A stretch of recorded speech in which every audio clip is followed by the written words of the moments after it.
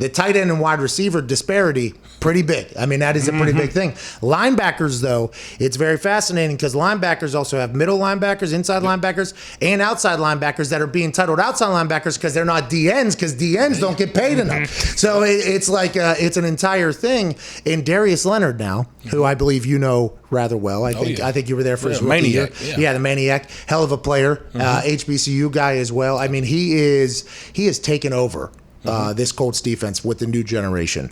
Now conversations are that he's owed $18 million, or he's negotiating for $18 million a year and all that stuff. I think if anybody has earned it, I think Darius Leonard has earned a massive contract.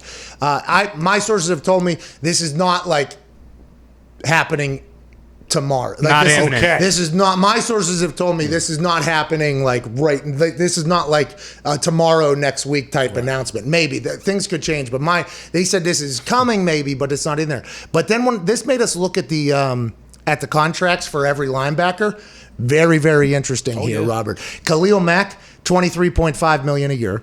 By the way, Khalil Mack, your thoughts? Hell of a player, huh? Yeah, 23 million well spent. Von Miller, 19. He's coming back, obviously, after. Bobby Wagner, though. There's like the first inside linebacker at 18. C.J. Mosley, Judon, Zadarius Smith, Chandler Jones, Bud Dupree, then Shaquille Barrett. But that's all pass rushers, basically. Yes, sir. That's all pass rushers making the money. In your mind, and this is going to be a biased decision or a biased opinion, is pass rusher the second most important position on the field? It's the most important position on the field outside quarterback. Yeah, that's what. Okay, so quarterback aside from the quarterback, you have to put them. They're in their own different world. So, but I think the NFL is starting to see that, though. Absolutely.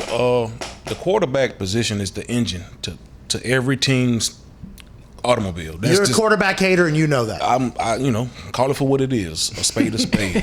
No quarterback, no chance, and you and I both know that. But you're there for that. If you have, and I always use this example. Your pass rusher faces off with the left tackle, your star left tackle, beats him, sacks the quarterback, and stops that quarterback from throwing it to the number one receiver. That pass rusher just neutralized 3 guys on one play. And also probably $130 million in 1 year. Total. Yes, sir. Total money right there. That's one player that has to attack that. You have that pyramid where you have the quarterback as tops. Then I will put the pass rusher. Now you have left tackle and the number one receiver.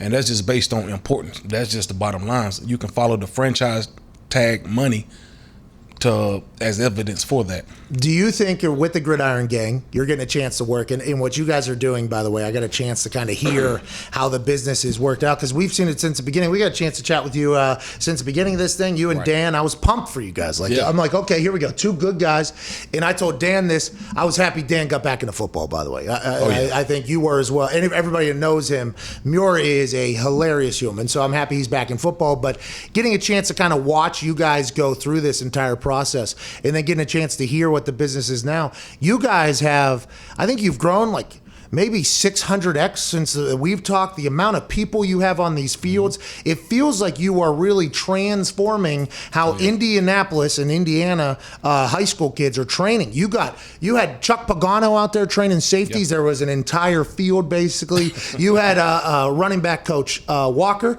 You had Walker out there. There was like 20 running backs out there. You have these pass rushers.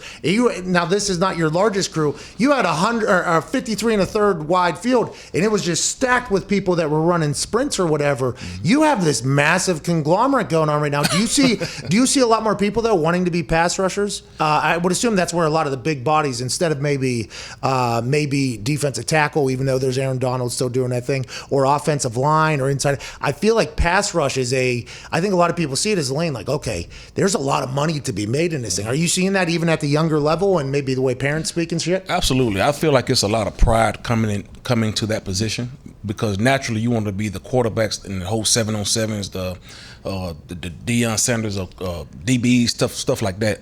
So the frontline guys, it's not really, it's not the most sexy positions. So once you go out there and get a sack, do your sack dance, and you see these Aaron Donalds, Von Millers, Chandler Jones, these Khalil Macks. Hey, how they transform the game, how they alter the game. That inspires the younger guys. Okay, so I'm not this skinny, fast guy. So I'm a little bigger. So let me find my lane.